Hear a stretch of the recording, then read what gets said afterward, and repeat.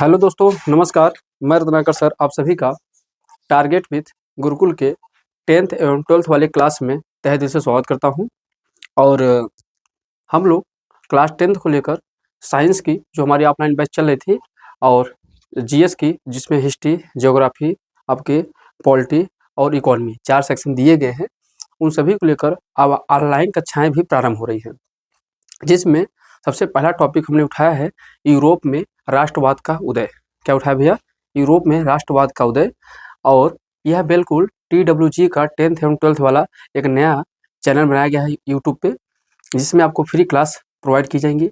और यह क्लास जो है आपके यूपी बोर्ड के बच्चे होंगे, बिहार बोर्ड के बच्चे होंगे, समझ रहे हो? UP board, Bihar board, Chhattisgarh board, Rajasthan board, जहाँ पे भी यूरोप में राष्ट्रवाद का उदय है, जहाँ पर भी यूरोप में राष्ट्रवाद का उदय है भैया, उन सभी जगह ये आपके टॉपिक जो होंगे महत्वपूर्ण भूमिका निभाने वाले हैं। ठीक है ना? तो हम लोग समझेंगे यूरोप में राष्ट्रवाद का उदय। अब देखिए, अब अगर आपको इस क्लास PDF चाहिए तो हमारा target with Gurukul Telegram channel है, उसको ज्वाइन कर सकते हैं। बाकी व्हाट्सएप ग्रुप पे आप मैसेज लिख के डाल देंगे कि मैं क्लास 10th में हूँ, अपना नाम, ठीक है ना, बता देंगे, तो हम आपको ग्रुप में क्या करेंगे, व्हाट्सएप के ग्रुप में भी ऐड कर देंगे। वहाँ से भी क्लास के आपको अपडेट वो आपको PDF सारे कुछ क्लास 10th के मिल जाएंगे। ठीक है? तो अभी साइंस की 2 क्लासेस नियर अबाउट गई है आपके यूट्यूब चैनल VC पे 10th वाले क्लास पे, जो बिल्कुल नया चैनल बनाया गया। तो इसमें भी 2-3 क्लासेस गई हैं, जिसमें साइंस में पहला चैप्टर मैंने रासायनिक क्रिया और समीकरण पढ़ाया हुआ है। और आज से हम स्टार्ट कर रहे हैं यूरोप में राष्ट्रवाद का उदय। बाबू क्या पढ़ा रहे हैं? यूरोप में राष्ट्रवाद का उदय। जरा सा हम लोग समझेंगे कि भैया जो यूरोप है, यूरोप का क्या मतलब है बाबू? यूरोप का क्या मतलब है? तो देखो भैया, यूरोप क्या है तो आप समझो, ये महाद्वीप है। क्या है? ये महाद्वीप है भैया। ठीक है? महाद्वीप है। अब ये इसी महाद्वीप में एक देश आता है जिसका नाम है फ्रांस। क्या नाम है? फ्रांस। तो इसी देश में, इसी महाद्वीप में, यूरोप महाद्वीप में एक देश आता है जिसका नाम क्या है? फ्रांस। अब इसी फ्रांस के अंदर क्या हुआ था, 1789 में क्या हुई? क्रांति हुई। 1789 में क्या हुई बाबू? क्रांति हुई। और इसी क्रांति से क्या होता है, फ्रांस के अंदर सर्वप्रथम राष्ट्रवाद का क्या हो जाता है? उदय हो जाता है। राइट? तो राष्ट्रवाद का उदय जो होता है कहाँ होता है? यूरोप में। जरा से यूरोप को एक बार हम लोग मैप में देख लेते हैं कि कहाँ पर यूरोप हमारा कॉन्टिनेंट है। फिर हम लोग एक एक करके बात करेंगे कि राष्ट्रवाद का क्या अभिप्राय होता है। तो एक चीज चर्चा करेंगे। सबसे पहले जरा सा इस मैप को देखने की कोशिश कीजिए। तो हमने आपके लिए एक मैप लगवा दिया है, बहुत बेहतरीन सा, देखेंगे ना? तो मैप ऑफ द वर्ल्ड, ये पूरे मैप में देखेंगे तो आपके पूरे कॉन्टिनेंट को दर्शाया गया बच्चे ना। अब जरा इधर से देखने की कोशिश करेंगे तो ये बाबू हमारे पास क्या है, तो इसको बोलते हैं नॉर्थ अमेरिका। क्या बोलते हैं? ये हमारा बच्चे क्या है? नॉर्थ अमेरिका है। नीचे अगर आप देखने की कोशिश करेंगे तो हमारे पास क्या है? साउथ अमेरिका है बेटा। ये साउथ अमेरिका हमारे पास है, इधर नॉर्थ अमेरिका, ये साउथ अमेरिका है। ये बेटा हमने आपको बताया था क्या है बच्चे, हमारे पास है ग्रीनलैंड है। क्या है? ग्रीनलैंड है। और ग्रीनलैंड के बारे में खास पॉइंट आपको समझाया था, यह विश्व का सबसे बड़ा द्वीप। अगर विश्व का सबसे बड़ा द्वीप पूछे आपसे कौन सा है बच्चे, यही है। विश्व का सबसे बड़ा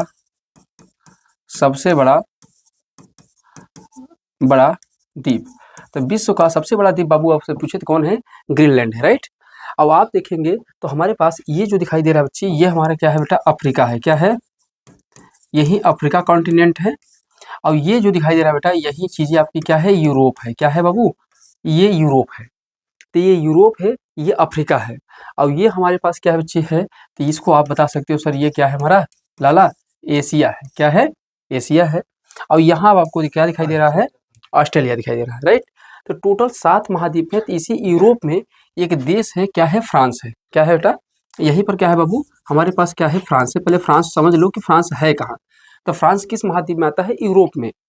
कहाँ आता है? यूरोप में। तो इधर देखो यूरोप है, इधर देखो अफ्रीका है, और बीचों बीच में आपको एक कॉन्टिनेंट दिखाई देगा। इसका नाम क्या है बेटा? तो यही है, इसको बोलते हैं हम लोग भूमध्य सागर। ये क्या है बेटा? हमारे पास है भूमध्य सागर। और यही भूमध्य सागर को देखो, यहाँ से अफ्रीका है, इधर क्या है? यूरोप है। इन दोनों के बीच में जो इसको जोड़ता है ना, इसको हम लोग क्या बोलते हैं? जिब्राल्टर जल संधि। तो आपसे पूछा जाए जिब्राल्टर संधि किसको किसको जोड़ता है, तो ध्यान देना इधर क्या है आपका, ये जो दिखाई दे रहा है ये कौन सा ओशियन है, ये कौन सा ओशियन है बेटा, ये वाला ओशियन कौन सा बेटा, नहीं पैसिफिक ओशियन, देखो बच्चे ये है, ये हमारा क्या है पैसिफिक ओशियन है। तो अगर ये पूछा जाए आपसे ये कौन सा ओशियन है हमारे पास, ये ध्यान देना है, अगर ये ध्यान देना ये कौन सा ओशियन आपको देखा जाए ना, इधर देखो हमारे पास क्या इंडियन ओशियन है, इधर हमारे पास क्या बेटा है इंडियन ओशियन है, इधर क्या है नॉर्थ पैसिफिक ओशियन है। तो देखो कुछ जल आपको मिलेंगे, किसके मिलेंगे पैसिफिक ओशियन मिलेंगे, पर पूरे पूरे नहीं मिलेंगे ना। तो यहाँ पर ध्यान देना, तो यहीं पे क्या है भूमध्य सागर है और नीचे क्या अफ्रीका है, तो अफ्रीका को यूरोप से जो जोड़ता है उसका नाम क्या है बेटा, जिब्राल्टर जल संधि, राइट। तो बेटा इसी यूरोप में क्या है हमारा फ्रांस है, क्या है बच्चे फ्रांस है। अब इसी फ्रांस में 1789 में क्या होती है, 1789 में बेटा क्या होती है क्रांति होती है, क्या होती है क्रांति। अब इसी क्रांति से यहीं पर किसका उद्भव होता है, राष्ट्रवाद का उदय होता है, राष्ट्रवाद का उदय होता है बेटा। 1789 में क्रांति होती है और इसी क्रांति से राष्ट्रवाद का क्या हो जाता है प्यारे, उदय हो जाता है। उदय कहाँ पर होता है, तो आप समझ रहे हैं कि उदय इसका सर कहाँ होता है, तो उदय हमारे पास कहाँ हो जाता है, फ्रांस के अंदर। अब बाबू सबसे बड़ी बात इंपॉर्टेंट मुद्दा हमारे लिए ये है कि भाई उदय तो हो गया, चलो मानते हैं, पर आपको बताऊं कि यहीं पर क्यों हुआ, तो हम लोग समझेंगे कि आखिर यहाँ पे फ्रांस में राष्ट्रवाद का उदय होने के पीछे कारण क्या है ना, इसके पीछे क्या है, क्यों रीजन है, क्या है, इन सभी बातों को क्यों करके क्या करेंगे बच्चे हम लोग समझेंगे। अब बच्चे सबसे पहले थोड़ी सी क्वेश्चन यही भी मिल जाते हैं कि कुल कितने महाद्वीप होते हैं, तो कुल महाद्वीप की संख्या कितनी होती है बच्चे, 7 कितनी होती है। तो आपसे पूछा जाए महाद्वीप की संख्या बेटा, ये तो कलर आपको दिखाई नहीं दे रहा होगा, आई होप ब्लैक कलर आपको दिखाई देगा, महाद्वीप। तो बच्चे अगर महाद्वीप की बात करेंगे तो कुल कितने महाद्वीप है बेटा, 7 है ना। तो सबसे पहले कौन सा महाद्वीप आता है बेटा आपका, एशिया आता है, कौन आता है एशिया। फिर दूसरे नंबर कौन सा आता है आपका, अफ्रीका आता है। और फिर कौन आता है, फिर आता है आपका नॉर्थ अमेरिका। फिर कौन आता है साउथ अमेरिका। फिर कौन आता है बेटा अंटार्कटिका, कौन आता है अंटार्कटिका। और फिर कौन आता है बच्चे, यूरोप आता है। और फिर लाला कौन आता है हमारा लास्ट में, ऑस्ट्रेलिया, ठीक है ना, ऑस्ट्रेलिया। ये टोटल हमारे पास ये कुछ महाद्वीप है, कुल कितने महाद्वीप है, ये 7 महाद्वीप है। और हमारी कहानी जो चलेगी वो कहाँ से चलेगी, इसी यूरोप से चलेगी। कहाँ चलेगी बाबू, इसी यूरोप से ना, ठीक है।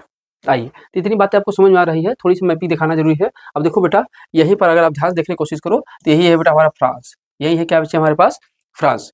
और इसी फ्रांस में ये घटना घटी, ये पूरी मैप किसकी है, यूरोप की है, ये क्या है यूरोप है। तो देखो ध्यान में यह बेटा क्या हमारे पास फ्रांस है, इधर क्या है बेटा हमारे पास फ्रांस है। इस साइड में क्या है बेटा हमारे पास क्या है, जर्मनी है, क्या है जर्मनी है। इस साइड में क्या बच्चे हमारे पास स्पेन है, क्या है स्पेन है। इस साइड में बेटा यह क्या है इटालियन है, क्या है इटालियन है। तो इन सभी देशों को जानते हैं क्योंकि इन्हीं पड़ोसी देशों का हमारे पास क्या है, इनकी जरूरत पड़ेगी, समझ रहे हैं ना। तो इस समय साइड क्या है जर्मनी है, ये साइड क्या है बेटा इटली है, ये साइड क्या है हमारा स्पेन है, क्या है स्पेन है, ठीक है ना। और नीचे जानते हो कौन सा है, मेडिटेरियन सी है, ठीक है बाबू। तो इन बातों को याद रखिएगा। आइए हम लोग चलते हैं अपने पाठ्यक्रम पे, ठीक है ना, समझते हैं कि भैया यूरोप में राष्ट्रवाद का उदय कैसे हुआ, ठीक है। चलिए बेटा अब देखो यहाँ पर सबसे पहले आप एनसीईआरटी की अपनी बुक खोलेंगे तो वहाँ पे सबसे पहले बच्चे एक आपको इमेज दिखाई देगा, लाला ये क्या होगा, आपको इमेज दिखाई दे रहा होगा। इस तरीके से कुछ इमेज बनाई गई है और इस इमेज से कई सारे बातें और कई सारे प्रश्न आपके एग्जाम में भी बनते हैं, है ना। इनसे कई सारी बातें, इनसे कई सारे प्रश्न आपके एग्जाम में बनते हैं और इस चित्र में कई सारी जानकारियाँ हमको मिलती है। तो एक व्यक्ति था जिसका नाम था, क्या नाम था बेटा, नाम था फ्रेडरिक सेरियो, ध्यान देना है फ्रेडरिक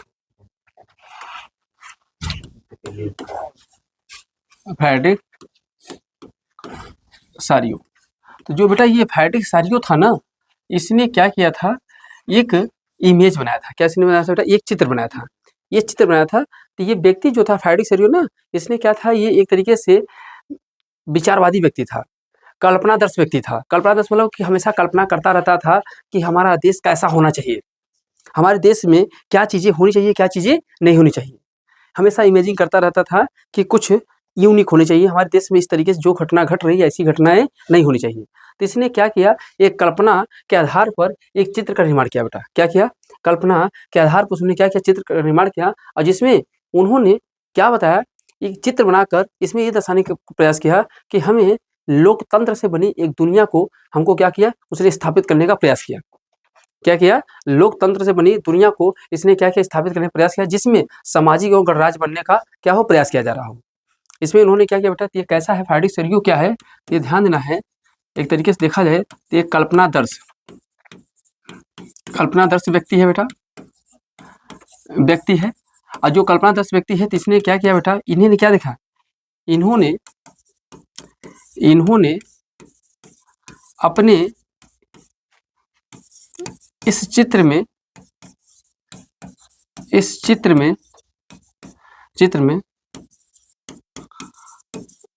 लोकतांत्रिक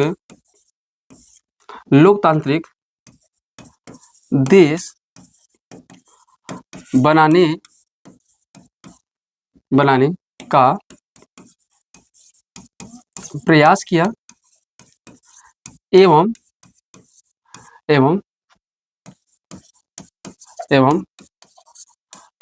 सामाजिक तथा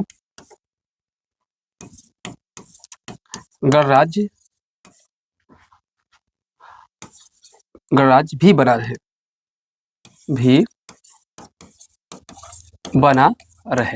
मतलब इसने ये देखा कि एक ऐसा देश जहाँ पे क्या हो, लोकतंत्र हो। क्या हो बच्चे, लोकतंत्र। अब जरा सब मैं आपको छोटे से लाइन में लोकतंत्र का बेटा मतलब समझा देता हूँ। लोकतंत्र का मतलब क्या होता है बच्चे, लोकतंत्र, डेमोक्रेसी। बेटा लोकतंत्र का मतलब क्या होता है, जहां पर कोई भी पद बच्चे क्या हो, आनुवांशिकी न हो। कोई भी पद कैसा हो बेटा, हो आनुवांशिकी न हो। अर्थात मतलब अगर कोई किसी पद को, जैसे मान लो हमारे देश के अंदर राष्ट्रपति कोई बन गया, तो ऐसा ना हो कि वो जब तक जीवित है वही राष्ट्रपति के पद पर बना रहे और वो खत्म हो रहा है तो उसके बच्चे उस पद को संभाल ले। तो हमारे यहाँ ऐसा पद नहीं है। हमारे यहाँ क्या है कि चुनाव होता है और चुनाव के माध्यम से कोई 5 साल तक कार्यकाल को चलाएगा। अगर अच्छा करेगा तो उसे कंटिन्यू फिर कर दिया जाएगा और नहीं अच्छा करता तो फिर उसे क्या करेंगे, उसे पद से क्या करेंगे, हटा देंगे। समझ रहे हो। तो ये कुल मिला के यहाँ पर लोकतंत्र देश बनाने का प्रयास किया जाता है और सामाजिक तथा गणराज्य भी बना रहे। इसका मतलब ये है बच्चे कि कोई भी पद आनुवांशिकी न हो, कोई भी पद आनुवांशिकी न हो। राजतंत्र को समाप्त कर देना है और लोकतंत्र को क्या कर देना बेटा, स्थापित कर देना है। क्या कर देना है, लोकतंत्र को स्थापित कर देना है। ऐसा कुछ ये प्रयास क्या करता है। और इस इमेज में वो दर्शाने की कोशिश करता है बेटा। तो लोकतंत्र में का मतलब क्या होता है बेटा, सीधी अगर इसकी सरल से बता दूं, जहां पर जनता के द्वारा जनता के लिए शासन हो। तो जहां जनता के द्वारा जनता के लिए शासन होता है बेटा, एक तरीके से वहां क्या होगा बच्चे, लोकतंत्र होगा। क्या होगा, लोकतंत्र होगा। हमारे यहाँ लोकतंत्र है कि नहीं है, हमारे यहाँ लोकतंत्र है ना। इससे हमारे यहाँ मुख्यमंत्री होंगे, सांसद होंगे, विधायक होंगे, प्रधान होंगे। तो ऐसा नहीं ना कि जो प्रधान बन गया अब जीवन भर वही प्रधान बना रहेगा। वो अलग की बात है कि हम पैसा दे के जीवन भर प्रधान बन सकते हैं, वो अलग की बात है। पर बट वास्तविकता यही है कि भाई लोकतंत्र यही कहता है कि आप चुनाव लड़ेंगे, चुनाव को जीतेंगे, तभी आप अपने पद पे बने रहेंगे, है कि नहीं है। तो हमारे ख्याल लोकतंत्र बेटा ऐसा ही कुछ फ्रेडरिक शेरयू इस इमेज में दिखाने की कोशिश करता है। अब इस इमेज में कई सारी बातें हैं जिनको आपको समझना बेहद जरूरी है बेटा। आपको बात नहीं करेंगे भैया इसमें। जैसे बेटा ये देखो यहाँ पर क्या है, ये लोग है, इनको ये क्या है, ईसा मसीह। तो ईसा मसीह लोग हैं, कबीर लोग हैं। तो बेटा ये लोग को इस चित्र में बनाया गया है। ईसा मसीह, कबीर, संत बोल सकते हो, मतलब ईश्वर, संत, ये सभी लोग हैं बेटा। तो ये लोग इस इमेज में क्या कर रहे हैं बेटा, ये इमेज में इनको बताया गया है, यह लोगों को क्या कर रहे हैं, आशीर्वाद दे रहे हैं बेटा। क्या कर रहे हैं ये लोग, यह लोगों को क्या दे रहे हैं बच्चे, यह लोगों को क्या दे रहे हैं बेटा, आशीर्वाद। कि भैया आशीर्वाद दे रहे हैं कि आप लोग क्या करिए, अच्छे जीवन जिए, मतलब कि अच्छे जीवन जीने का प्रयास करिए। मतलब उनको आशीर्वाद दिया जा रहा है। एक तरीके से ईश्वरीय इच्छा दिखाया गया है कि भगवान भी चाहते हैं कि राजतंत्र को समाप्त कर दो, लोकतंत्र को ला दो। तो ध्यान देना बेटा, यहाँ पे ये लोग आशीर्वाद दे रहे हैं बेटा। इसके अलावा अगर आप ध्यान देंगे बच्चे तो यहाँ पे कुछ बातें और दिखाई दे रही है। ये देखो कुछ लोग ऐसे ही चले आ रहे हैं, कतार में लगे हुए। तो ये बेटा ये लोग अगर पूछा जाए कौन है आपके, तो ये बेटा क्या है, क्रांतिकारी है। कौन है बेटा, क्रांतिकारी लोग हैं। अब ये जो क्रांतिकारी लोग हैं ये क्या है, तो ये कौन से क्रांतिकारी लोग कहाँ के हैं बेटा? तो ये यही के हैं जो फ्रांस के हैं, जर्मनी के हैं, इटली के हैं, लंदन के हैं। कहाँ के बच्चे हैं? लंदन।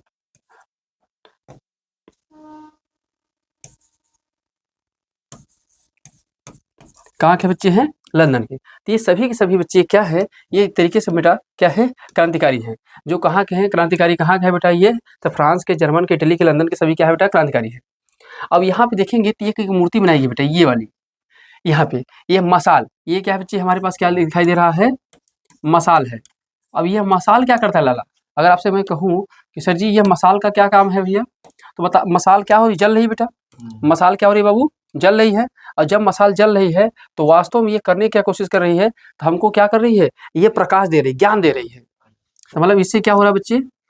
कौन सा कलर लिया जाए जो बेहतरीन चले यार इस पे? जो क्या कर रही है, ज्ञान दे, या सॉरी क्या दे रहा है बेटा? प्रकाश। क्या कर रहा है बेटा ये? ज्ञान का प्रकाश। इसको बोल सकते हो ज्ञान का प्रकाश। ज्ञान का प्रकाश। तो ये बच्चे क्या कर रहा है? ज्ञान का प्रकाश दे रहा है, ठीक है ना। और उसके बाद यही पर बेटा ये क्या है, हाथों में लिया हुआ है, जिसको बोलते हैं, क्या बोलते हैं? डायरी नहीं बेटा, डायरी नहीं है, अधिकार घोषणा पत्र है बेटा। क्या है? अधिकार घोषणा पत्र है। अब इस अधिकार घोषणा पत्र को जो भी धारण कर ले रहा है, तो अर्थात उसे क्या हो जा रहा है बेटा? उसे बोलने की आज़ादी मिल जा रही है। क्या हो रही है? बोलने की आज़ादी मिल जा रही है बेटा। बोलने की आज़ादी मिल जा रही है बेटा। व्यापार करने की आज़ादी मिल जाएगी बेटा। व्यापार करने की आज़ादी मिल जाएगी, करने की, समझ रहे हो? तो कई सारे यहाँ से इसे क्या मिल जा रहा है बेटा? अधिकार मिल जा रहे हैं। तो आप जरा ध्यान समझिए, इस इमेज में कई सारे चित्र को दर्शाया गया उसने, कई सारे चित्र को उसने क्या किया बेटा? अपने इमेज में दर्शाया है। और नीचे आपको देखेंगे तो ये नीचे आप जो देखने की कोशिश करेंगे तो देखिए सब टूटा फूटा दिखाई दे रहा है, टूट फूट दिखाई दे रहा है इस इमेज में। तो यह इमेज क्या दिखाई दे रहा है, यह टूट फूट जो दिखाई दे रहा है, तो ये दिखा रहा है निरंकुश राजतंत्र को ध्वस्त दिखाया गया है, ध्वस्त दिखाया गया बेटा। मेरी बात ध्यान समझिए, इसमें क्या किया गया है? निरंकुश राजतंत्र को कैसा दिखाया गया है? ध्वस्त। मतलब निरंकुश राजतंत्र क्या हो रहा है? समाप्त हो रहा है। अब जो भी इस देखो यहाँ पे जो मूर्ति बनी है, इसको जो भी डाक जा रहे हैं, ये लोग बड़े खुश है, मस्त है। क्यों? क्योंकि इन्होंने क्या किया, मसाल मतलब ज्ञान के प्रकाश में उन्होंने क्या किया, इस अधिकार के घोषणा पत्र को पढ़ लिया, अपने बारे में जान लिया, तो उन्होंने क्या किया, जहाँ पे राजतंत्र स्थापित था उसे ध्वस्त करते हुए अपने देश के अंदर किसको समाहित कर लिया बेटा? लोकतंत्र को। किसको समाहित कर लिए? लोकतंत्र को।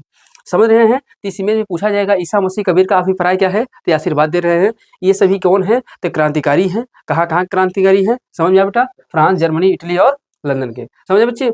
यहाँ पे ये क्या है? मसाल है, जो क्या है? ज्ञान का प्रकाश है। इसके बाद क्या है? हाथों में जो लिए हुए हैं, एक बुक लिए हुए हैं, ये क्या है? अधिकार घोषणा पत्र है, ठीक है ना। तो इस तरीके से इस इमेज के अंदर फ्रेडरिक सेरियो ने इन सभी चीज़ों को दिखाने का प्रयास किया। समझ रहे हैं? तो बताइए, क्या अब इस फ्रेडरिक सेरियो से अगर प्रश्न बनेगा बाबू, तो कर ले जाओगे, नहीं कर ले जाओगे? आराम से कर ले जाओगे, ठीक है ना। तो आगे बढ़े हम लोग, आगे बढ़ेंगे तो यहाँ से आप साथ साथ में मेरे देखिए नोट्स बनाते चलेंगे ना। ऐसा नहीं है कि आप नोट्स के लिए अलग से समय मिलेगा, आप नोट्स हमारे साथ बनाते चलेंगे, क्योंकि कहानी सुनेंगे तो कहानी खत्म हो जाएगी लाला, ठीक है ना। तो मेरे प्यारे गुड्डा गुड़िया, इसको साथ साथ में आप क्या करेंगे? लिखते चलेंगे। और जितना आप लिखते चलेंगे तो हमेशा मेमोरी क्या होगी? चलती रहेगी, तो पढ़ते रहेंगे आप लोग, ठीक है ना। जरा सा अब आइए, अब इन्हीं बातों को हम जरा सा आपको समझाते हैं, जो भी अभी पढ़ाया है फ्रेडरिक सेरियो के बारे में, जरा सा लिखने का प्रयास करते हैं, चलिएगा। तो थोड़ा सा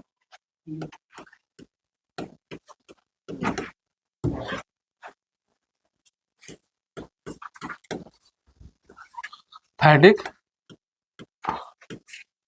सेरियो, अगर बेटा हम लोग फ्रेडरिक सेरियो के बारे में बात करेंगे तो ये क्या था बेटा?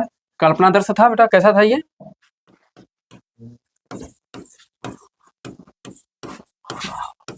कल्पनादर्श व्यक्ति था। ये क्या था बेटा? कल्पनादर्श व्यक्ति था। अब ये चाहता क्या था? ये चाहता क्या था? ये चाहता था कि राजतंत्र समाप्त करके लोकतंत्र को स्थापित करना। और उसी के आधार पर उसने क्या किया? एक चित्र का निर्माण किया था। यही नहीं किया था बेटा? ये वास्तव में अगर देखा जाए तो करता क्या था ये मुख्यतः? तो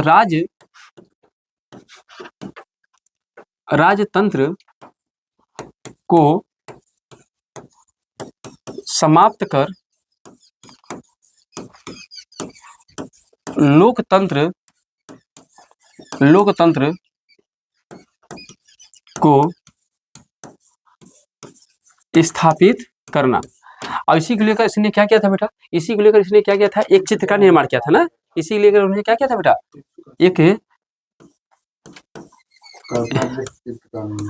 एक चित्र का निर्माण किया था, और जिससे कई सारे उन्होंने क्या किया था, इसके बारे में माध्यम से समझाने की कोशिश किया। इसमें जैसे मैंने इसमें क्या क्या इस इमेज में अंदर था बेटा, अगर मैं इस इमेज के अंदर दिखना चाहूँ तो क्या क्या था, तो पहले चीजें क्या थी इसके अंदर, अगर हम लोग देखा जाए तो क्या कौन कौन थे बेटा, ईसा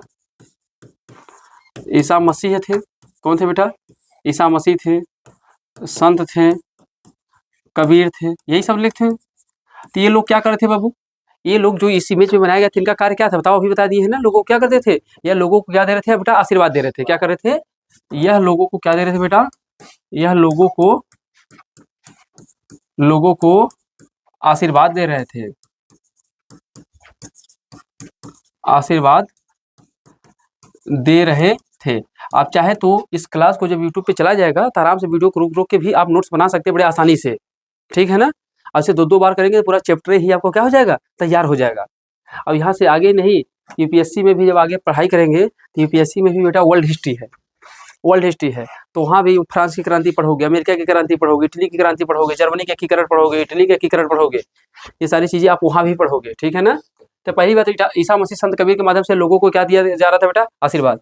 दूसरी बात इसमें इस इमेज में और क्या दिखाई दिया था बेटा, इसको दिखाई दिया था क्रांतिकारी को। दूसरा इस इमेज में किसको दिखाया गया था, क्रांतिकारी को। अब क्रांतिकारी कौन कौन कौन थे बेटा बताओ फटाफट, कहाँ के लोग थे, जर्मनी के थे बेटा, कहाँ के थे, जर्मनी के थे, फ्रांस के थे, और कहाँ के थे बेटा, इटली के थे, इंग्लैंड के थे, इत्यादि, मैं डाल दिया इत्यादि, इसके अलावा बहुत सारे हो सकते हैं, ठीक है ना। ठीक है, और बच्चे क्या हुए थे, और लाला इसमें क्या दिखाई दिया था, तो अधिकार घोषणा पत्र था, क्या था बेटा, हाँ अधिकार घोषणा पत्र। अब जो अधिकार घोषणा पत्र था जैसे लोग पढ़ लेते थे उनके अंदर क्या आ जाता था, ज्ञान आ जाता था, क्या आ जाता था, ज्ञान आ जाता था। तो समझिएगा इसमें लोगों को क्या मिल जाता था, लोगों को क्या दिया जा रहा था, लोगों को अधिकार क्या दिया जा रहा था बाबू, लोगों को अधिकार दिया जा रहा था, लोगों को क्या दिया जा रहा था बाबू, अधिकार दिया जा रहा था, ठीक है ना। और इसके बाद जैसे अधिकार वो प्राप्त कर लेते थे तो सब मसाल, जैसे जो मसाल था बेटा, वो मसाल क्या कर रहा था बेटा, जो अधिकार दिया जा रहा था तो मसाल क्या था, ज्ञानोदय का क्या था, मसाल था, क्या था, क्या बेटा, ज्ञान का प्रकाश, हाँ ज्ञानोदय का मसाल। ज्ञानोदय का मसाल मतलब बेटा क्या होगा, बोले जिससे ज्ञान लोगों को प्राप्ति हो रही है ना। और फिर 5वीं चीज इसमें क्या दिखाई दिया था, निरंकुश, यहाँ क्या दिखाई बेटा, निरंकुश राजतंत्र को ध्वस्त दिखाया गया था ना, ठीक है। तो इस इमेज से, फाइडिक सरियों की इमेज से ये सारे प्रश्न आपके यूपी बोर्ड में बनने वाले हैं कक्षा 10 में। और मैंने आपको जिस तरीके से लिखा, अगर आप इस तरीके से भी लिख के आएंगे फाइडिक सरियों के चित्र से आप क्या समझते हैं ना, तब भी आपको पूरा नंबर मिलेगा, क्योंकि वहाँ चित्र बनाने की जरूरत नहीं है। चित्र बनाने में आपकी पूरी 3 घंटे टाइम निकल जाएंगे, जिसको बनाने उसके जीवन निकल गया, अब उसको बनाएंगे तो उसको 3 घंटे तो लग ही जाएंगे। तो आपको चित्र नहीं बनाना है, डायरेक्ट बस उसके बारे में क्या बातें कही गई हैं आप उन्हें लिख सकते हैं बेटा, ठीक है ना। कोई दिक्कत, कोई समस्या। तो इस इमेज के माध्यम से फाइडिक सरियों ने लोगों के बीच में एक विचार डालने का प्रयास किया कि लोकतंत्र को लाना है, समझ रहे हो। अब ऐसे में अब क्या होती है कि इसकी शुरुआत कहाँ से होती है बेटा, इसकी मैं आपसे शुरुआत कहूँ तो बेटा यूरोप में इसकी शुरुआत कहाँ से होती है, यूरोप में इसकी शुरुआत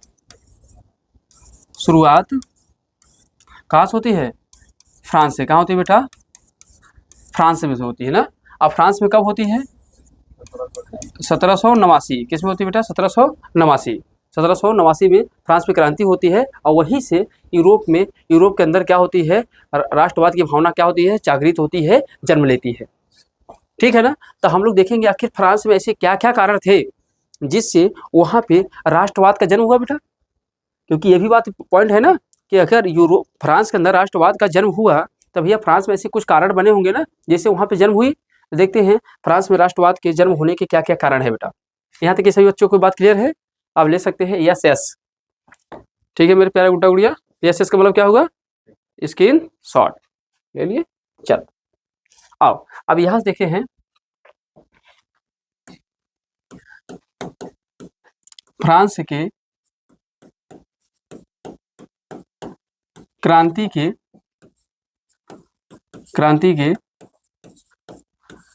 कारण, जो फ्रांस की क्रांति है उसके क्या क्या कारण बेटा। तो अगर क्रांति के कारण को देखने की कोशिश करोगे बेटा तो कौन है हमारे पास है, सामाजिक कारण है बाबू, क्या है, सामाजिक कारण है। दूसरा कौन सा बेटा है, आर्थिक कारण है, आर्थिक कारण है।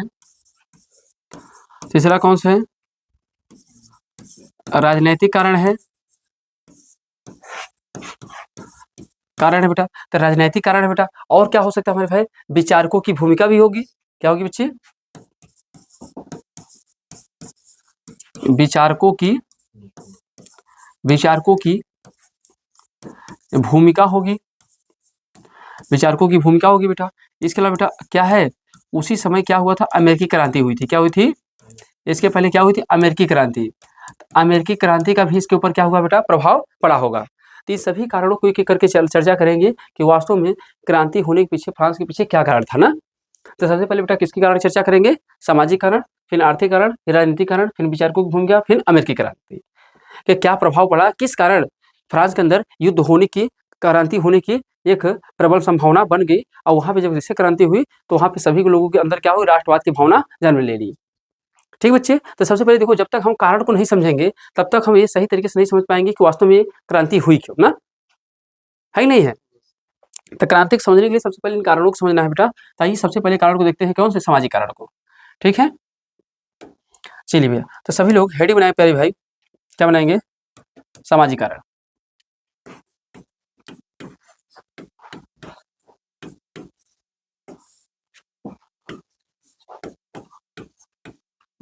सामाजिक कारण बेटा, अगर आप सामाजिक कारण की बात करेंगे बेटा ना, तो यहाँ सबसे बड़े रीजन ये बन जाता है कि जो पूरा समाज था ना, वो क्या था, ये समाज कई वर्गों में क्या हुआ था बेटा, बटा हुआ था।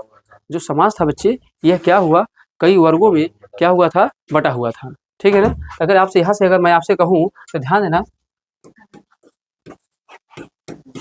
फ्रांस में समाज कई वर्गों में बटा था बेटा। और जब फ्रांस कई वर्गों में जब बटा था बेटा, तो ये आपस में संघर्ष होने के कारण बनेंगे। जब ये कई वर्गों में बटा था तो कौन कौन से वर्ग थे बेटा, 3 वर्ग बटे थे। कितने वर्ग थे बेटा, 3। तो एक तो कौन सा वर्ग था बच्चे, प्रथम वर्ग था बेटा। और कौन थे, द्वितीय वर्ग थे बेटा। और तीसरा कौन से थे बच्चे, तृतीय वर्ग। अब आप ध्यान समझिएगा बेटा, अगर प्रथम वर्ग में बेटा कौन आते थे, जो सबसे उच्च थे, तो सबसे उच्च जो थे अपने आप को कौन मानते थे बेटा, पादरी। कौन मानते थे बच्चे, जो पादरी थे अपने आप को क्या मानते थे, वहां पे उच्च मानते थे। पादरी जो थे बेटा क्या मानते थे अपने आप को, उच्च। कौन थे लाला, पादरी। अब पादरी अपने आप को क्या मान रहे थे बेटा, तो पादरी अपने आप को क्या मान रहे थे बेटा, उच्च मान रहे थे। क्या मान रहे थे, उच्च मान रहे थे। और उसके बाद क्या थे बेटा, द्वितीय वर्ग में कौन आते थे, सामंत। कौन आते थे, सामंत आते थे, सामंत थे। अब इसमें जो था तृतीय वर्ग था ना, इसमें 2 वर्ग बटा हुआ था बेटा। तृतीय वर्ग में कितने वर्ग बटे थे, 2। एक आता था बच्चे, क्या आता था, मध्यम वर्ग आता था। अब एक आता था बेटा, क्या आता था, निम्न वर्ग। कौन आता था बच्चे, निम्न वर्ग। तो ध्यान देना, एक मध्यम वर्ग आता था, एक निम्न वर्ग बेटा। अब बात यह है कि मध्यम वर्ग में कौन आते थे बेटा, तो मतलब जो शिक्षित थोड़ा जागरूक थे उन्हें हम लोग किसमें रखे थे, मध्यम वर्ग में। समझ रहे हो, शिक्षित एवं जागरूक,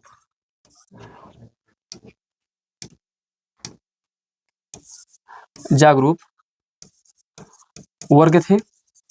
इसमें कौन थे बेटा, इसमें कौन थे बेटा, अगर आपसे कहूँ इसमें कौन थे, इसमें आपकी बात करूंगा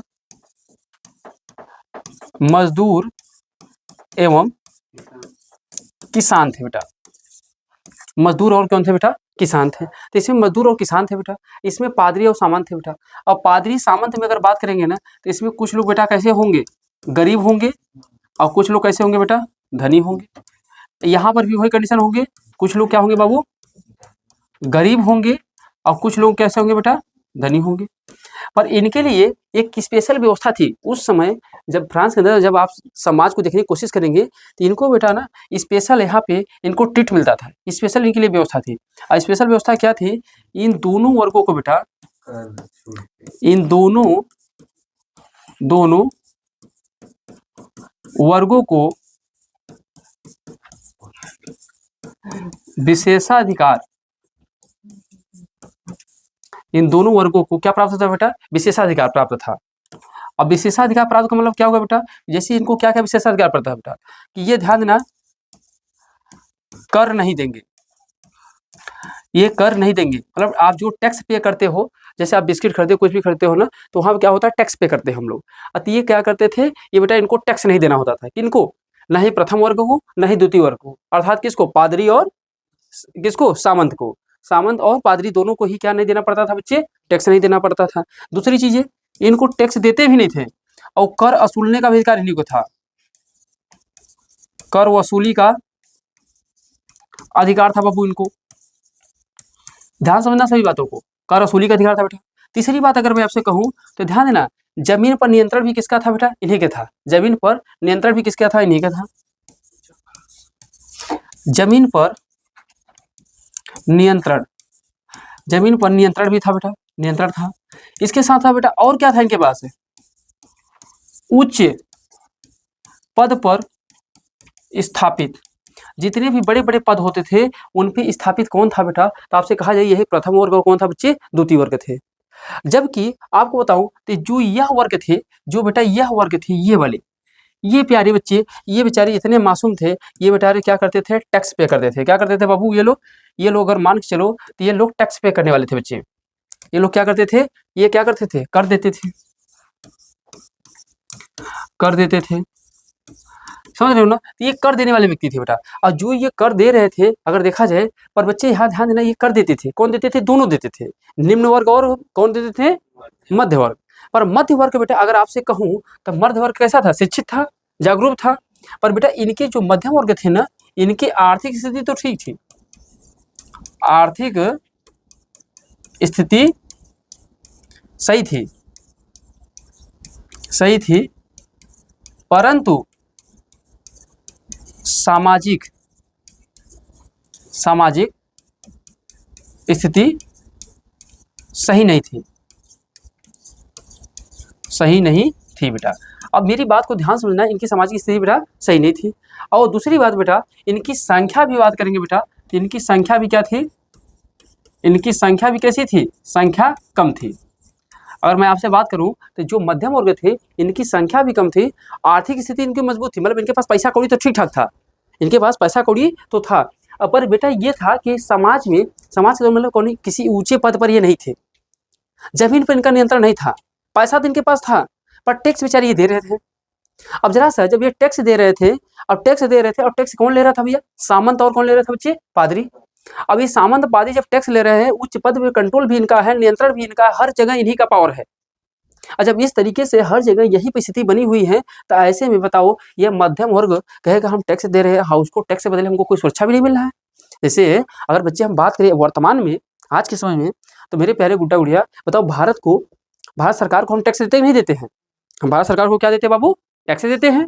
और जब भारत सरकार को टैक्स देते हैं लाला, तो हमारे लिए क्या करता है, उस टैक्स के बदले तो हमको सिक्योरिटी देता है, हमको पुलिस प्रोटेक्शन देता है, हमारे लिए सड़क बनवाता है, हमारे लिए स्कूल बनवाता है, हमारे लिए हॉस्पिटल बनवाता है, जिससे हमको सुविधाएं मिल सके, है कि नहीं है। तो सरकार हमारे लिए सब काम करता है टैक्स के बदले। पर यहाँ पे ये लोग टैक्स तो ले रहे थे, पर इन मध्यम वर्ग, निम्न वर्ग के लिए कोई विशेष कार्य नहीं कर रहे थे। तो ऐसे में कहीं न कहीं यह वर्ग जो था, मध्यम वर्ग जो था, निम्न वर्ग जो था, इनको बताओ, इनसे कहीं न कहीं विरोधाभास होगा, नहीं होगा, कहीं ना कहीं ये दोनों बाबू अपने में टकराएंगे नहीं टकराएंगे। अब ऐसे में ये मध्यम वर्ग जागरूक था, शिक्षित था, ये समझ रहा था कि हमारा टैक्स लिया जा रहा है, तो इसने क्या किया, मजदूर और किसानों को, भाई देखो मजदूर और किसान क्या करे बोले जाएंगे बेटा, क्योंकि ये बेटा ऐसे निहायती गरीब है, शिक्षा का भी अभाव है, भैया जहाँ बैठा देवो वही बैठा रहो, जोर कही देवो वह करो, क्योंकि इनकी अपनी खुद की कोई सामाजिक प्रतिष्ठा, आर्थिक स्थिति बढ़िया तो थी नहीं, ये तो शोषित पहले से ही थे, तो शोषण में तो है ही थे, पर मध्यम वर्ग तो शिक्षित था। जैसे आप बताइए, आप पढ़ लिख रहे हैं, तो आपका कोई शोषण करेगा तो आप समझ जाएंगे नहीं मेरा अधिकार है, तुम्हारा ऐसा करना कोई दायित्व नहीं है, तुरंत आप रोक लगा देंगे। आपको पता है ज़्यादा मनमानी करेगा तो पुलिस को फोन कर देंगे। क्यों कर दे रहे हैं? क्योंकि आप कैसे हो चुके हैं, जागरूक हो चुके हैं। ऐसे में यह मध्यम वर्ग क्या हुआ, निम्न वर्ग को थोड़ी क्या किया, जागरूकता उनके अंदर लाने का प्रयास किया और इस निम्न वर्ग को अपने पक्ष में ले लिया। और जब निम्न वर्ग को अपने पक्ष में ले लिया तो इनकी संख्या भी ठीक ठाक हो गई, और जैसे इनकी ठीक ठाक संख्या होगी तो इन्होंने क्या किया बेटा, इनका विरोध करना चालू कर दिया। हम टैक्स नहीं देंगे, अब जमीन पर नियंत्रण हमारा भी होना चाहिए। बोलने के अधिकारी क्या हुआ, कुछ गया क्या? अच्छा, कुछ बेटा है क्या यहाँ से? ठीक है, तो ध्यान दीजिए, तो यहाँ से ये दोनों के बीच में क्या चालू हुआ बाबू, संघर्ष चालू हो गया। क्या हो गया, इन दोनों में आपस में विरोधाभास हुआ और संघर्ष हुआ। और कहीं न कहीं एक यह भी कारण तो है फ्रांस में क्रांति का, एक ये भी तो कारण है फ्रांस में क्रांति का बेटा। क्यों? क्योंकि इन दोनों के बीच में क्या होगा बेटा, दोनों के बीच में क्या हो रहा है, विरोधाभास हो रहा है। तो इन दोनों के बीच में जब विरोधाभास हो रहा है तो आप कह सकते हो कि यहाँ पर भी क्या होगा, ये जब दोनों आपस में टकराएंगे तो ये टकराने की वजह से फ्रांस के अंदर क्या हो जाएगी, क्रांति। तो अगर आपसे कहीं पर भी अगर सामाजिक कारण पूछेगा तो आप बता सकते कि नहीं बता सकते आराम से, इस फ्लो चार्ट के माध्यम से, इस फ्लो चार्ट के माध्यम से बता सकते नहीं बता सकते हैं बेटा, बताइए आराम से। तो चलिए, तो जरा से जो चीजें मैंने आपको समझाया है अब उसी को आप थोड़ा तेजी से लिख लीजिए सेंटेंस में, एक एक पॉइंट को लिखते चलिए तेजी से हमारे साथ आप लोग। चलिए बेटा डालेंगे, फ्रांस की क्रांति के सामाजिक कारण।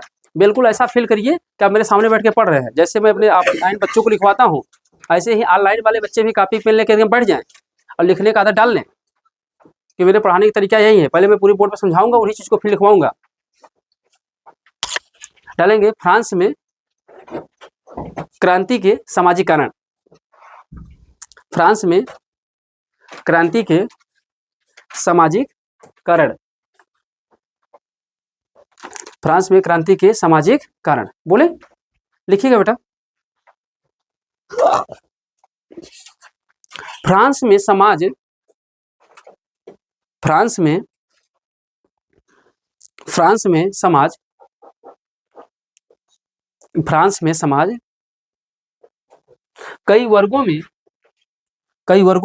फ्रांस में समाज कई वर्गों में विभाजित था, फ्रांस में समाज कई वर्गों में विभाजित था, फ्रांस में समाज कई वर्गों में विभाजित था, जिसमें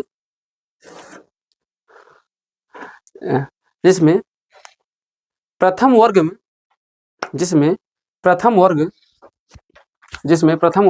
में पादरी,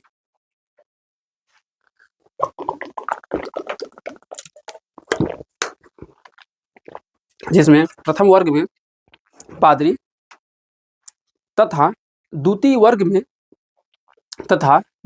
में सामंत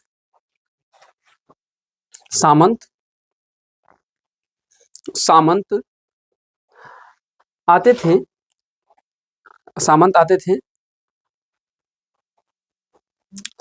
थे, और इन दोनों वर्गों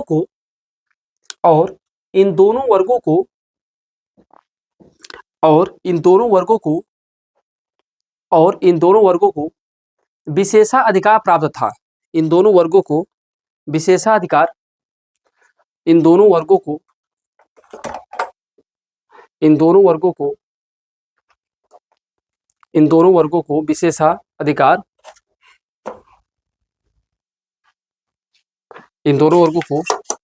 विशेषाधिकार प्राप्त था, जैसे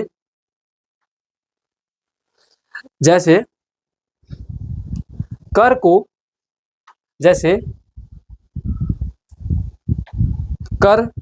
न देना,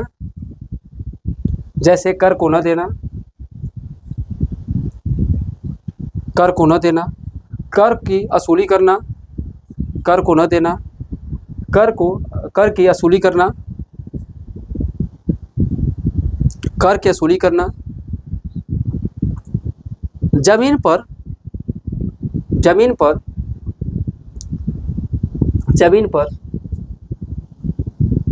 नियंत्रण, जमीन पर नियंत्रण, कामा उच्च पदों पर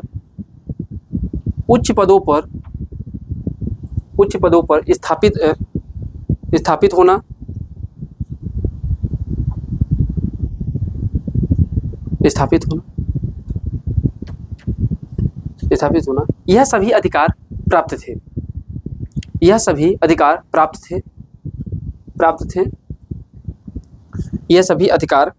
थे,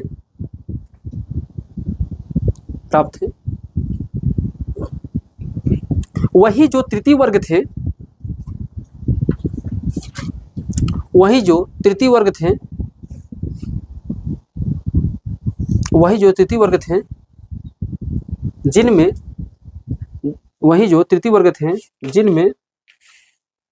मजदूर,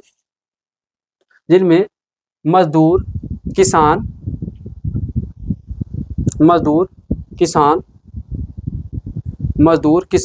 एवं मध्यम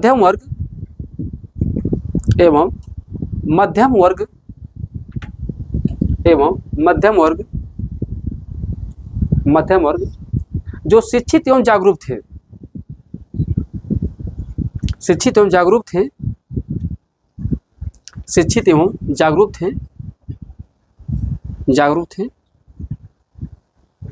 इनकी संख्या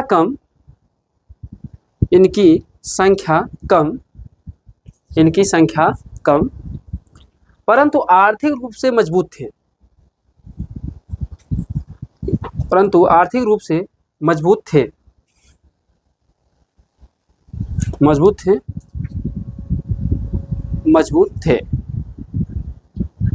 हाँ, आर्थिक रूप से मजबूत थे, परंतु सामाजिक स्थिति सही नहीं थी,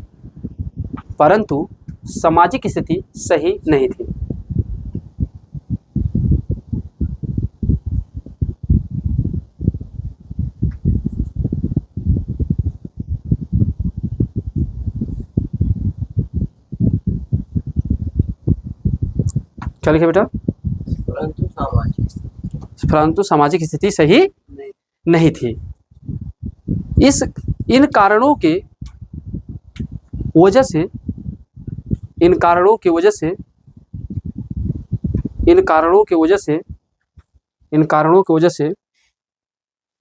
दोनों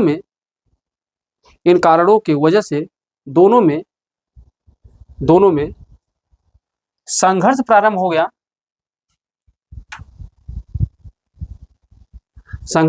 गया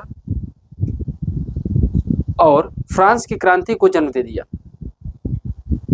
संघर्ष प्रारंभ हो गया और फ्रांस की क्रांति को जन्म दे दिया। फ्रांस की क्रांति को क्या कर दिया? जन्म दे दिया। ठीक है।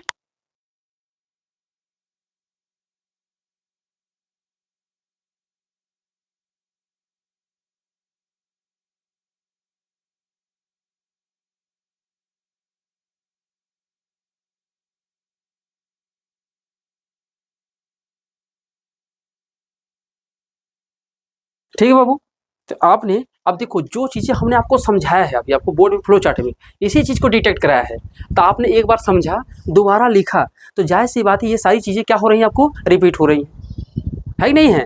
अब देखिए क्या हुआ बेटा, यह प्रथम और द्वितीय वर्ग को विशेष अधिकार प्राप्त है, जबकि उनको कोई अधिकार मिला ही नहीं मिला है। तो बताओ इन दोनों में आपस में टकराव होगा कि नहीं होगा?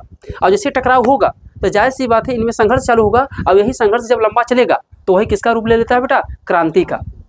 समझ रहे हो? यह 1-2 दिन का परिणाम क्रांति नहीं होती है। जब ये लंबे समय से किसी वर्ग का शोषण होता रहेगा, एक लंबे समय से जब किसी वर्ग का शोषण होता रहेगा बेटा, तो जाहिर सी बात उसका विरोध करना चालू करेगा। अब यही विरोध अगर वैश्विक स्तर पर, मतलब बड़े स्तर पर बढ़ना चालू हुआ, तो यही किसका रूप धारण कर लेता है बेटा? क्रांति का। जैसे अभी आपको जब मैं पढ़ाऊंगा, कहाँ पे पढ़ाऊंगा? जब आपको आपकी कक्षा 10 का ही जब राजनीतिक विज्ञान पढ़ाऊंगा तो वहाँ पे पढ़ाऊंगा आपको बेल्जियम और श्रीलंका की कहानी। तो देखेंगे बेल्जियम श्रीलंका में कुछ ऐसी कंडीशन आपको दिखाई देंगे। वहाँ पर भी जो श्रीलंका में कंडीशन था, वहाँ पे क्या कहते थे कि जो सिंहली थे उनको विशेष अधिकार प्राप्त थे और जो तमिल थे उन्हें विशेष अधिकार नहीं प्राप्त था। इस कारण से दोनों का आपस में क्या हो जाता है, संघर्ष हो जाता है। इस पर हम चर्चा करेंगे, आपको विधिवत चर्चा करेंगे। पर बताइए अभी तक पार्ट बेटा समझ में नहीं आया क्या? तो अगर आपको सामाजिक कारण लिखने का आएगा तो लिख ले जाएंगे। मैं ये कि क्वेश्चन आपको बहुविकल्पी भी बनेगा बच्चे, और यहाँ से अगर आपको भारी भरकम में भी क्वेश्चन पूछेगा तो लघुत्तरी या दीर्घोत्तरी पूछेगा तब भी आप कर ले जाएंगे। अगर लघुत्तरी पूछेगा, पूछ लेगा सामाजिक कारण बताइए फ्रांस की क्रांति का, तो आराम से लिख सकते हैं कि फ्रांस कई वर्गों में क्या हुआ था बाबू, मेरे गुड़िया बटा हुआ था, कई वर्गों में बटा हुआ था। जैसे प्रथम द्वितीय वर्गों को क्या थे, विशेष अधिकार प्राप्त थे, जिसमें पादरी और कौन आते थे, सामंत आते थे। वही जो तृतीय वर्ग थे उसमें मजदूर, किसान और कौन आते थे, मध्यम वर्ग आते थे। आज जब दोनों इनको विशेष अधिकार प्राप्त था, इनको विशेष अधिकार नहीं प्राप्त था, तो दोनों का आपस में टकराव होना ही तय था। और जब टकराव हुआ, यही टकराव जब लंबे समय तक चलता चला गया, यही किसका रूप ले लिया, क्रांति का रूप ले लिया। आई बात समझ में? आइए, तो अभी तक हमने किसको समझा बेटा, सामाजिक कारण को देखा। अब आइए हम लोग किसको समझते हैं बेटा, आर्थिक कारण को, कि आर्थिक कारण क्या था। आर्थिक हम लोग समझते हो ना, धन का मामला। अब धन के मामले में कंडीशन क्या हो रही है फ्रांस की। अब देखो ये के कारण को समझो। अभी हमने देखा कि फ्रांस के अंदर देखो जात कैसे बटे हुए हैं, लोग कैसे बटे हुए हैं। क्योंकि जब आप फ्रांस की स्थिति को समझ पाओगे तभी तो समझ पाओगे ना क्रांति हुई क्यों। तभी तो हमने ये देखा कि समाज कैसा वहाँ बटा हुआ है। अब देखते हैं अब आर्थिक रूप से कैसे फ्रांस के अंदर क्या स्थितियाँ घटित हो रही हैं। तो ये बेटा अगला हम लोग देखेंगे, कौन से कारण को देखेंगे बेटा। अब डालेंगे फ्रांस की क्रांति का आर्थिक कारण, किसको डालेंगे बेटा आप लोग हो, तो आर्थिक कारण। अब बेटा अगर हम लोग आर्थिक कारण की बात करेंगे लगा, तो आर्थिक कारण में खास बात क्या बेटा आपको बताऊं ना, तो सबसे पहले बताऊं ना, अगर आप 1770 से लेकर अगर 1780 के दशक में आप देखेंगे, 1780 से लेकर 1770 से 1780 के दशक में फ्रांस की आर्थिक स्थिति मजबूत थी। बेटा अगर मैं आपसे बात करूं तो 1770 से लेकर 1780 के दशक में आप देखने की कोशिश करेंगे, मतलब दशक में समझते हो ना, मतलब 10 सालों के अंतराल में। जब 10 सालों के अंतराल में आप देख रहे हो तो इसमें फ्रांस की स्थिति बेटा क्या थी, बहुत अच्छी थी। समझ लेना, ये आर्थिक स्थिति बहुत मजबूत थी, किसके, अन्य यूरोपीय देशों की अपेक्षा। समझ रहे हो ना, 1780 से 1770 से 1780 के दशक में फ्रांस की आर्थिक स्थिति मजबूत थी, अन्य यूरोपीय देशों के अपेक्षा बेटा। मतलब यूरोप में बहुत सारे देश हैं, ऐसा तो नहीं है केवल फ्रांस है, जर्मनी है, इटली है, इंग्लैंड है, बहुत सारे, जर्मन है, स्कॉटलैंड है, पुर्तगाल है, स्पेन है, बहुत सारे देश है, इटली है, तो बहुत सारे देश है। उस समय अगर 1780 से 1770 से 1780 के दशक में जब उसमें आप प्रकाश डालने की कोशिश करेंगे तो देखेंगे उसमें अन्य यूरोपीय देशों की अपेक्षा जो फ्रांस की स्थिति थी बहुत ही बेहतर थी, बहुत ही बढ़िया थी। पर बेटा कहते हैं ना, किसी चीज़ का होने के लिए कोई ना कोई कारण तो होना तय है। स्थिति तो बहुत बढ़िया थी बेटा, पर यहाँ पे क्या हुआ ना, एक सबसे बड़ी जो है आर्थिक स्थिति खराब होने के पीछे कारण क्या था, प्राकृतिक कारण बेटा।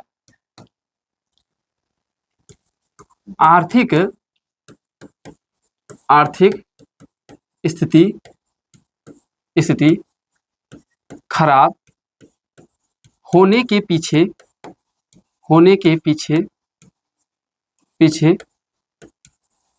प्राकृतिक कारण।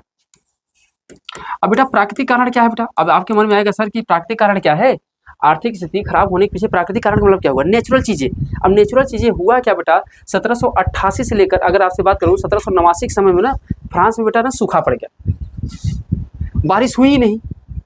समझ रहे, और जब बारिश हुई नहीं तो 1778 से लेकर बेटा आपसे बात कहूँ 1788 से 1789 के मध्य फ्रांस में क्या हो गया बेटा, फ्रांस में अब देखो सूखा पड़ गया। अब बाबू ध्यान देना, सूखा पड़ गया चलो कोई बात नहीं है, सूखा पड़ गया कोई बात नहीं, सूखा तो हर जगह पड़ता है। पर उस समय जो हमारे ऊपर कंट्रोल किया हुआ है उसका रवैया हमारे प्रति कैसा होना चाहिए। अब जैसे हमारे यहाँ जैसे सूखा पड़ गया, अब सूखा जैसे इधर पड़ गया तो भारत सरकार हमको क्या देती है, इसके बदले मुआवजा देती है कि आपके यहाँ सूखा पड़ गया है तो आप ले लीजिए, अनाज खरीद लीजिएगा। पर यहाँ पे क्या हुआ, ये तो 1788 लेकर 1789 के बीच में फ्रांस में क्या पड़ गया, सूखा पड़ गया।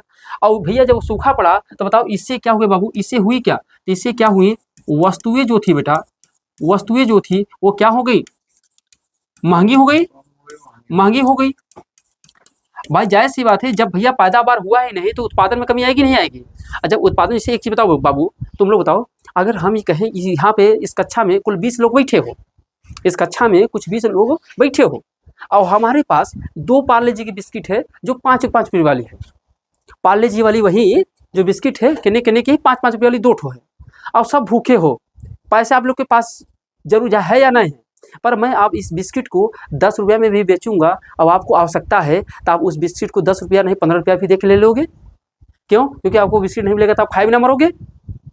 तो जायज़ सी बात है, क्या होगी, जब अगर उत्पादन बबुआ कम होगा, किसी भी चीज़ में जब उत्पादन कम होगा, जब उसकी संख्या कम होगी तो वस्तुएं क्या हो जाएंगी, महंगी हो जाएंगी। और जब उसका प्रोडक्शन ढेर सारा हो जाएगा, अब जैसे हमारे पास बिस्किट 100 ठो है, खरीदने वाले 10 ही लोग हैं, तो भैया 5 रुपये बिस्किट 4 रुपये में ले ला, कहेंगे ना, 3 रुपये में ले ला, है नहीं है।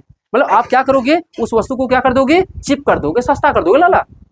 तो जब ध्यान देना, अगर प्रोडक्शन ज़्यादा है तो वस्तुएं कैसी हो जाएंगी, सस्ती हो जाएंगी, वस्तुएं कैसी हो जाएंगी, सस्ती हो जाएंगी। जैसे आप मार्केट में जाते हो, मंडी में जाते हो, अब मान लो गए टमाटर खरीदने, और टमाटर मार्केट में बहुत सारा आया हुआ है, तो उस दिन टमाटर हो सकता है 20-30 रुपये किलो मिले, और जब मार्केट में टमाटर कम आया है तो वही टमाटर हो सकता है 60 रुपया किलो मिले। तो डिपेंड ये करता है कि प्रोडक्शन कैसा हुआ है। अगर प्रोडक्शन अधिक है तो रेट क्या होगा बाबू, कम।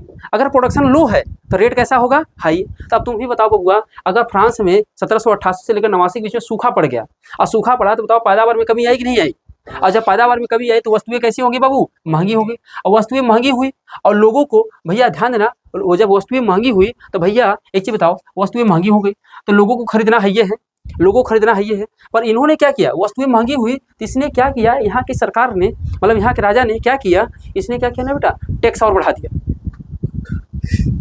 ये तो बेचारे खाए बिना मर रहे हैं, वस्तुएं महंगी हैं, खरीद नहीं पा रहे हैं, ऊपर से यहाँ पे इन्होंने क्या किया, जब वस्तुएं महंगी हुई इन्होंने क्या किया बेटा, टैक्स को क्या किया, टैक्स को बढ़ा दिया। अब एक चीज बताओ बेटा, वैसे भी पैदावार नहीं हो रहा है, वस्तुएं महंगी हो जा रही हैं, ऊपर से तुम टैक्स बढ़ा दी। और सरकार टैक्स क्यों बढ़ा दी, मतलब सरकार नहीं, वहाँ के राजा टैक्स क्यों बढ़ा दी, क्योंकि उनकी आमदनी कम थी, तो अपनी आमदनी को बढ़ाने के लिए क्या किया, टैक्स बढ़ा दिया। अब बताओ, ऐसे खाए बिना मर रहे हैं, ऊपर से वस्तुएं महंगी हो गई हैं, और ऊपर से तुम एक ठो और लोड दे रहे हो टैक्स का। तो बताओ जनता वहाँ की क्या होगी, त्राहिमाम करेगी नहीं। कैसा राजा है जी, ये शोषण में शोषण कर रहा है, ये तो खाए बिना मर रहे हैं, ऊपर से टैक्स बढ़ा रहा है, इसको लतियाने का मन कर रहा है, इसको क्या कर रहा है, लतियाने का मन कर रहा है, और ऊपर से टैक्स बढ़ा रहा है। तो जनता बताओ आक्रोश में आएगी नहीं आएगी, जनता गुस्साएगी नहीं गुस्साएगी। अब यही जनता जब गुस्साएगी तो जो राजा है राजा हो जाए, चाहे अपने आप के कौनो मने हमसे का लेना देना बा, हिज देव सही हो जाएगी, खत्म। अब भाई क्या होगी, जब यहाँ से तुम टैक्स बढ़ाओगे, हम खाए बिना मर रहे हैं, ऊपर से तुम टैक्स ले रहे हो, टैक्स कहाँ से दे टैक्स, अरे जान बची तो टैक्स मिलेगा। तो जनता क्या करेगी, जो है सरकार हो, चाहे राज्य हो, चाहे राजा हो, और चाहे प्रजा हो, कोई भी हो, अगर जो भी यहाँ पे तानाशाही करेगा, फिर जनता कहेगी रहो, अब आ रहे हैं सब साथ में। जैसे इस समय प्रेजेंट टाइम में कांग्रेस जनता पार्टी है ना, तो क्या हो रही बेटा, ये क्या करेंगे, विरोध करेंगे बेटा। अब विरोध करेंगे तो जाहिर सी बात है, कहीं ना कहीं इससे क्या होगी, फ्रांस की स्थिति में क्या होगी, फ्रांस की क्रांति में योगदान देगा नहीं देगा ये भी, क्योंकि एक तो देख रहे हो समाज कई वर्गों में बटा हुआ है। अब बताओ ऐसे में जो समाज कई वर्गों में बटा हुआ है बेटा, तो भैया पादरी और सामंत को तो कोई दिक्कत है नहीं, चाहे खेती अच्छी हो और चाहे ना हो, क्योंकि उनको टैक्स तो देना है नहीं। टैक्स कौन दे रहा है, मध्यम वर्ग और निम्न मजदूर वर्ग। और जब मध्यम वर्ग मजदूर लोग जब टैक्स दे रहे हैं बबुआ, तो ये बताओ इनके ऊपर टैक्स का लोड बढ़ जाएगा नहीं बढ़ जाएगा।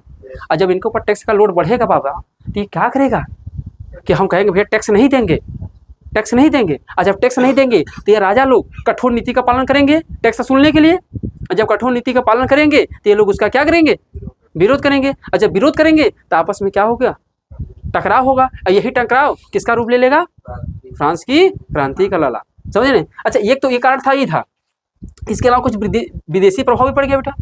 अब इसके अलावा एक तो कारण बेटा था कि फ्रांस के अंदर सूखा पड़ गया, फ्रांस के अंदर क्या पड़ गया बेटा, सूखा पड़ गया। दूसरा एक कारण बेटा और बन गया, दूसरा एक कारण और बन गया, जानते हो क्या बन गया दूसरा कारण, तो दूसरा कारण बेटा ये बन गया ना उस समय जो भी विदेशी प्रभाव पड़ा भी, क्या पड़ा बेटा, विदेशी प्रभाव। अब विदेशी प्रभाव क्या पड़ा बेटा, अब आपको बताऊं, ब्रिटेन में 1760 में औद्योगिक क्रांति हो गई। क्या होगी बेटा, ब्रिटेन में 1760 में, बात नहीं बेटा, औद्योगिक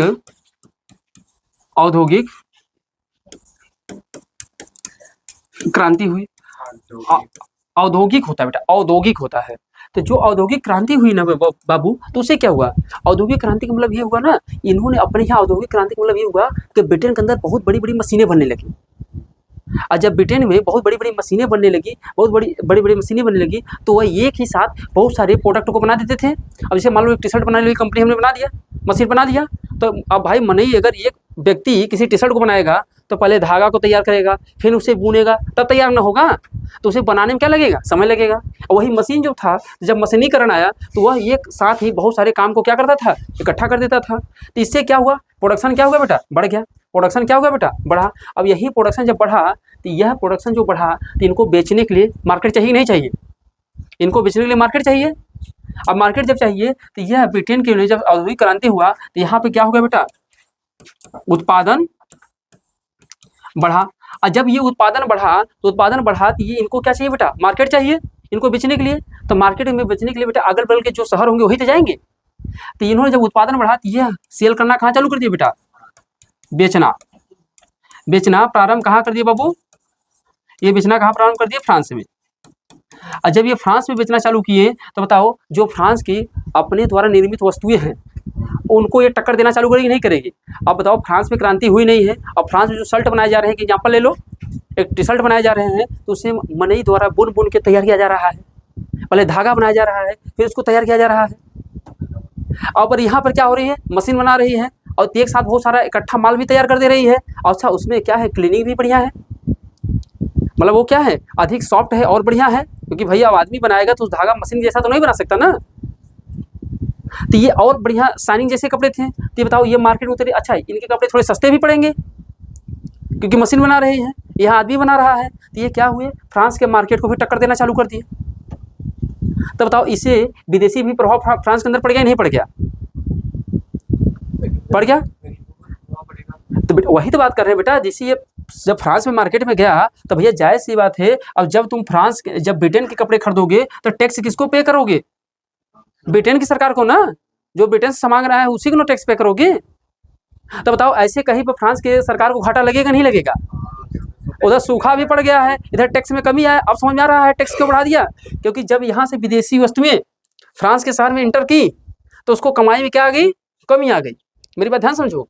इसने क्या किया, जब विदेशी प्रभाव के अंदर क्या बेटा है, जब ब्रिटेन में 1760 में औद्योगिक क्रांति हुई, तो बहुत सारे प्रोडक्शन हुए, और वो प्रोडक्शन हुआ तो इन मालों को अन्य देशों में उतारना चालू किए। और जब उतारना चालू किए, तो ये जब बेचेंगे, तो यहाँ बेचने से जो उनको लाभ मिल रहा है, वो लाभ कहाँ जा रहा है, अन्य देशों में। तो ऐसे जो फ्रांस की सरकार है, जो फ्रांस की राजतंत्र व्यवस्था है, अब उसको अपने कमाई में क्या आ रही थी, कमी आ रही थी। तो अपने कमाई को पूर्ण करने के लिए उसने क्या कर दिया था बेटा, टैक्स को बढ़ा दिया था।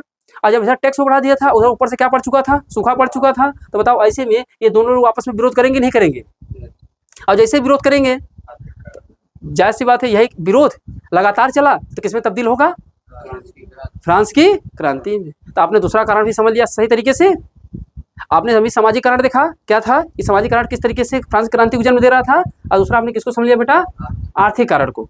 तो क्या इसको मैंने बोर्ड वर्क किया है, क्या इसको आप लिख पाओगे कि मैं लिखवा दूं, लिख लेंगे, आराम से लिख लेंगे बेटा। आर्थिक कारण क्या है, तो आप कह सकते हो 1770 से लेकर 80 के दशक में फ्रांस की आर्थिक स्थिति बहुत ही मजबूत थी अन्य यूरोपीय देशों की अपेक्षा।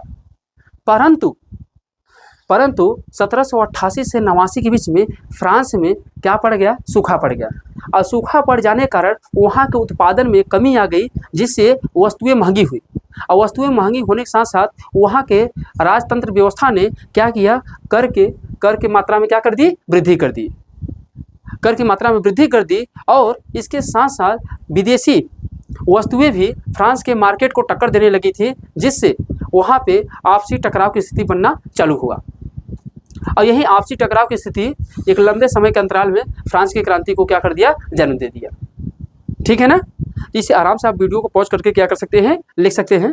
तो कल हम लोग समझेंगे बेटा विचारकों की भूमिका क्या होती है, और कल ही हम लोग समझेंगे किसकी राजनीतिक कारण क्या है, अमेरिकी क्रांति का प्रभाव क्या है। कल हम कारणों की चर्चा करेंगे। और हो सकता है कल आपका हीरो भी एंट्री हो जाए, कल हीरो आपका एंट्री होगा। कौन होगा? Napoleon Bonaparte. हाँ, पर भैया असली हीरो कौन आएगा? नेपोलियन बोनापार्ट, समझ रहे हैं। और उसे हर बार क्वेश्चन बनता नहीं। 1804 से लेकर बेटा 1815 तक तो शासन करता है, पर आएगा कब? 1799 ही इंटर करेगा। हाँ, तो चलिए, तो बाबू आप लोग को क्लास जैसा भी लगे आप लोग जरूर कमेंट के माध्यम से अपनी प्रतिक्रिया जरूर साझा करिए कि मेरा ये पढ़ाने की जो तरीका है आपके लिए सोशल साइंस कैसा है। साइंस तो मैं पढ़ाता ही हूँ, पर सोशल साइंस भी पढ़ाने का आपके लिए प्रयास किया हूँ। तो आप जरूर बताइएगा कि मैं आपको सोशल साइंस कैसा पढ़ा रहा हूँ, बढ़िया पढ़ा रहा हूँ, खराब पढ़ा रहा हूँ, जो भी हो अपना फीडबैक जरूर दीजिएगा। ठीक है ना दोस्तों? तो मिलते हैं बाबू अगले क्लास में, तब तक के लिए सभी को जय हिंद।